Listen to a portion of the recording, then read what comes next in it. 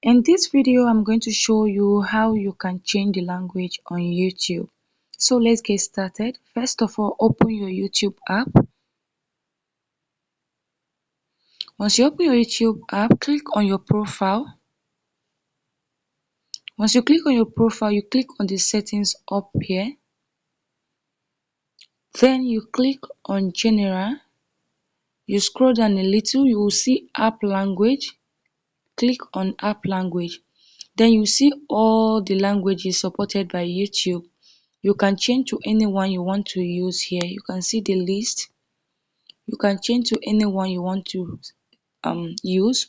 Once you change, you realize that your YouTube homepage will automatically change to that language as well. So this is how to go about it. If you find this video helpful, please do well to like, share, subscribe. See you in my next video.